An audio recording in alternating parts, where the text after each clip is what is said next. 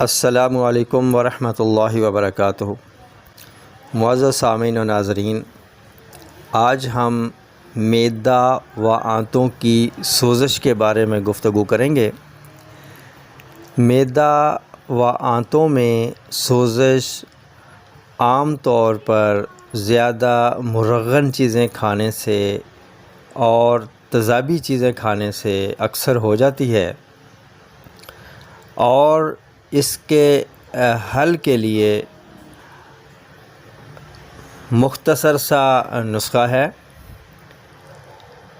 سبز پودینہ اور اس میں تھوڑی سی سفید زیرے کا استعمال کر کے، تو اس کو جیسے چٹنی بنائی جاتی ہے اس طریقے سے بنا کے وہ کھانے کے ساتھ کھائی جائے، یا کھچڑی بنا لی جائے اور اس میں دال مونگ بھی ڈالی جائے چاولوں میں، اور اوپر یہ چٹنی ڈال کے استعمال کی جائے تو یہ بہت فائدہ مند ثابت ہوتی ہے۔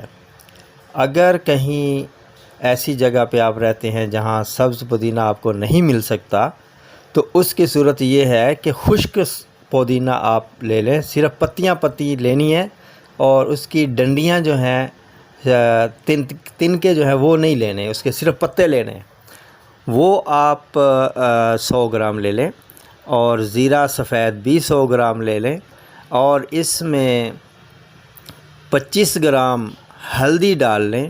ہلدی تازہ ہونی چاہیے، بازاری ہلدی نہیں لینی جو پسی ہوئی ہوتی ہے۔ ہاں، اگر آپ نے گھر میں اس کو پسوایا ہوا ہے ہلدی کی گنڈیاں لے کر، تو وہ آپ اس میں 25 گرام یہ ہلدی ڈال دیں، تو یہ پاؤڈر بن جائے گا، سفوف بن جائے گا مکس کرنے کے بعد۔ تو اس کی ٹی اسپون ایک مقدار خوراک ہے، یہ پانی کے ساتھ آپ استعمال کریں کھانا کھانے کے بعد، اور اگر خالی پیٹ بھی استعمال کریں گے تو اس کا بہت زیادہ فائدہ ہوگا۔